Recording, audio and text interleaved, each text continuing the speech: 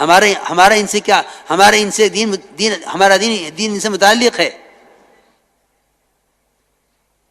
اس لیے میں عرض کر رہا، مولانا علی صاحب فرماتے تھے گناہ گار سے گناہ گار مسلمان کو عظمت کی نگاہ سے دیکھنے کی مشق کیا کرو. گناہ گار سے گناہ گار مسلمان کو عظمت کی نگاہ سے دیکھنے کی مشق کیا کرو. مولانا علی صاحب کے ملفوظات میں ہے.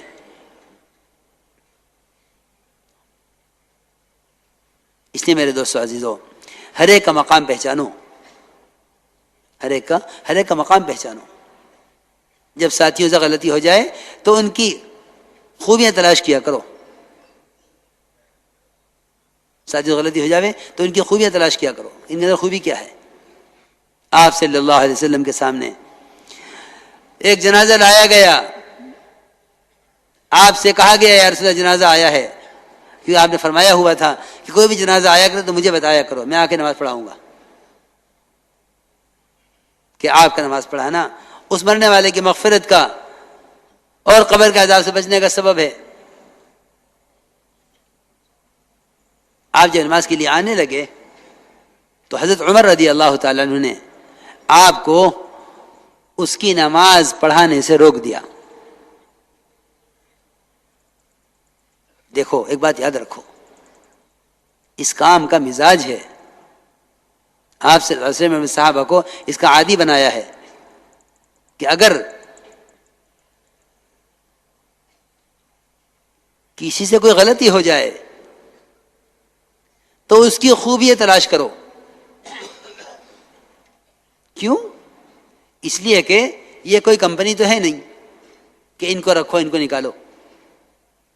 اس کام میں آدمی معذور تو ہو سکتا ہے، معذول نہیں ہو سکتا. جی ہاں، کھلا ہوا کام ہے. یہ اعمال دعوت ہیں، یہ اعمال عبادت ہیں، یہ گشت ہے، یہ تعلیم ہے، یہ مشورے ہیں، ان میں چلنا ہے اور ان میں چلتے چلتے مرنا ہے. کوئی کمپنی تو ہے نہیں، نہ اس کا کوئی ممبر ہے، نہ اس کی کوئی وزارت ہے، نہ کوئی صدارت ہے، کچھ بھی نہیں ہے. کسی نے مولانا صاحب سے کہا کہ آپ حضرت جی ہیں. فرمایا حضرت جی میں تو اپنے عملے کی وجہ سے ہوں، میرا عملہ نہیں تو میں کچھ بھی نہیں.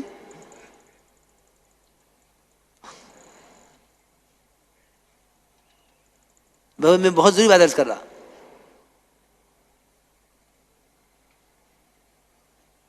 کہ جب کسی سے غلطی ہو جائے اس کی خوبیاں تلاش کرو اور قربانیاں یاد کرو. کس کی قربانی کیا ہے؟ تو جنازہ لایا گیا، لیکن جنازہ اتنے برے آدمی کا تھا، اتنا برا آدمی جو اپنی برائیوں میں مشہور تھا. حضرت عمر نے روک دیا آپ کو. یہ ہے رسول اللہ، ہمیں اچھا نہیں لگتا کہ آپ اس کے جنازے پر کھڑے ہوں، آپ تشریف لے جائیے، اس کی نماز ہمیں سے کوئی پڑھا دے گا، آپ مت پڑھائیے. آپ نے اتنا سنتے ہی فوراً اعلان کیا مجمع میں، بھائی لوگوں تم میں سے کسی نے اس مرنے والے کو کوئی عمل کرتے ہوئے دیکھا ہے؟ ایک صحابی کھڑے ہوئے، عرض کیا ہے یا رسول اللہ، اس نے فلاں فلاں موقع پر اللہ کے راستے میں ایک رات پہرا دیا ہے. آپ نے فرمایا جو آنکھ اللہ کے راستے میں پہرا دینے میں جاگی ہے وہ آنکھ جہنم کی آگ نہیں دیکھے گی، وہ آنکھ جہنم کی آگ نہیں دیکھے گی. یہ درجہ ہے اس کا. ایک خوبی تلاش کرا یہ اعلان کر کے صحابہ کے درمیان، اور فرمایا عمر پیچھے ہٹ جاؤ، تمہیں کوئی حق نہیں ہے کہ تم لوگوں کے اعمال کے بارے میں سوال کرو. ولیکن سر عن الفطرہ، کہ ہاں فطرت کے بارے میں سوال کر سکتے ہو کہ یہ جنازہ مسلمان کا ہے غیر مسلم کا ہے، اتنا پوچھ سکتے ہو، لیکن تمہیں اعمال کے بارے میں سوال کرنے کا کوئی حق نہیں. پیچھے ہٹ جاؤ. آپ نے حضرت کو پیچھے ہٹا دیا اور نماز پڑھائی. تو میں ایک بات عرض کر رہا، یہ اکرام یہ نہیں کہ پانی پلا دو کھانا کھلا دو. یہ اکرام تو صحابہ مشرکین کا کرتے تھے، اور ایسا کرتے تھے جیسا کیا مسلمان کرے گا آج کسی مسلمان کا، جو صحابہ مشرکین کا کرتے تھے. جہجہ غفاری کئی دن تک آپ کے گھر کا سارا کھانا خود کھا جاتا تھا، حالانکہ وہ کافر تھا، اسلام نہیں لایا تھا اس وقت تک. جی ہاں، صحابہ نرم ٹکڑا چھانٹ کے مشرک قیدی کو دیتے تھے، اس لیے وہ اسلام لاتے تھے. کہ مسلمان کا معاملہ ہمارے ساتھ یہ ہے کہ ہمارا مہمان ہے، بڑے قید میں ہو، جو نرم ٹکڑا صحابی کے ہاتھ میں آوے وہ سب سے پہلے مشرک کو پیش کرے کہ لو اس کو کھلاؤ، ہمارا مہمان ہے. کہ ایسا مشرک کیوں نہیں اسلام لاوے کہ جس کو نرم ٹکڑے تلاش کر کے روٹی کے کھلائے جاویں.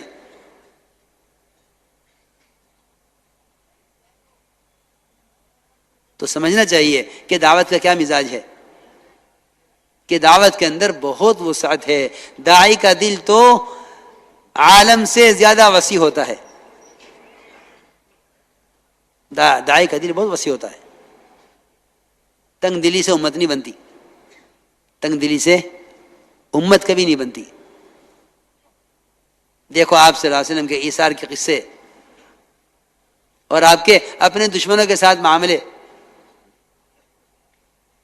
کہ ایک نے یہودیہ نے آپ کو زہر دیا، فرمایا کہ جب اللہ نے مجھے بتا دیا کہ اس میں زہر ہے تو اس سے کیا بدلہ لینا، یہودیہ سے چھوڑو. ایک نے آپ پر سحر کیا، اللہ نے بتا دیا فلاں نے کیا ہے، فرمایا صحابہ نے کہا دیکھیں کہ نہیں چھوڑ دو، جب اللہ نے مجھے ٹھیک کر دیا تو کیا ضرورت بتانے کی کس نے کیا.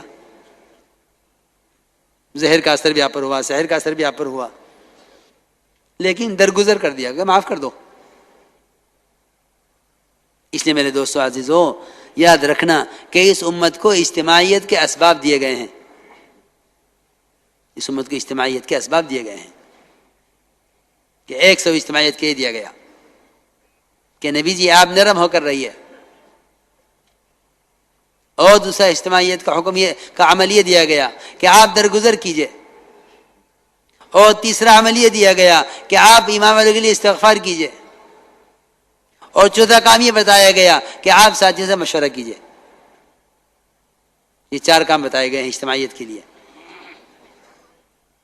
اس لیے اللہ کی مدد تو اجتماعیت کے ساتھ ہے، اللہ کی مدد تو اجتماعیت کے ساتھ ہے، تفرق کے ساتھ کوئی مدد نہیں ہے.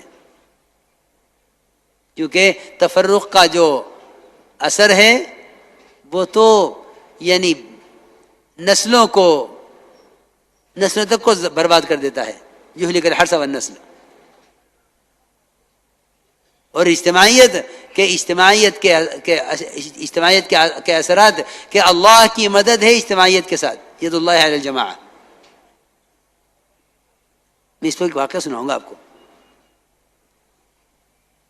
کہ اللہ تعالیٰ نے قرآن میں 2 مسجدوں کا ذکر فرمایا ہے، ایک مسجد ضرار اور ایک مسجد قباء. ایک مسجد کی تو بنیاد تقوی پر، ایک مسجد کی بنیاد تفریقے پر. اللہ نے فرمایا نبی جی آپ مسجد قباء ضرور جایا کریں اور وہاں عبادت کیا کریں. اور مسجد ضرار کے فرمایا کہ یہاں ہرگز قدم مت رکھنا، حالانکہ یہ بھی مسجد ہے. چند لوگوں نے ایمان مسلمانوں سے الگ ہو کر تفریق پیدا کرنے کے لیے الگ جگہ بنا لی کہ ہم یہاں الگ کام کریں گے، حالانکہ مسجد ہے، دونوں مسجدیں ہیں، لیکن انہوں نے مسجد بنائی ہے تفرقے کی بنیاد پر. تو اللہ نے فرمایا کہ نبی جی آپ اس مسجد میں ہرگز قدم نہ رکھنا. تو آپ صلی اللہ علیہ وسلم نے چند صحابہ کو حکم دیا کہ جاؤ اس مسجد کو آگ لگا دو. اس کو جلا دیا گیا. یہ پورا واقعہ لکھا تھا مفسرین نے اس آیت کے ذیل میں. تو وہ گئے اور انہوں نے کچھ ایندھن اکٹھا کیا اور اس کو آگ لگا دی. جو لوگ وہاں جمع تھے وہ بھاگ گئے، وہ ختم ہو گئی مسجد، جگہ خالی ہو گئی. تو آپ نے فرمایا ایک صحابی حضرت زید بن عاصم سے کہ تم یہاں گھر بنا لو. وہ کہنے لگے کہ یا رسول اللہ نے تو آپ سے کہا یہاں قدم نہ رکھیں، اور میں یہاں گھر بنا کے ہمیشہ رہوں؟ میں یہاں گھر نہیں بناؤں گا، میں یہاں گھر نہیں بناؤں گا. ہاں فلاں صحابی ہیں ان کو زیادہ ضرورت ہے مکان کی، ان کو دے دیں. آپ ان کو بلایا، ان کو بلا کے فرمایا کہ یہ جگہ تم لے لو. وہ صحابی کہتے ہیں کہ میں نے وہاں گھر بنا لیا، مگر جب تک میں اس گھر میں رہا، اس مسجد کی جگہ پر جہاں امام والے کے درمیان تفریق پیدا کرنے کے لیے الگ جگہ بنائی گئی تھی،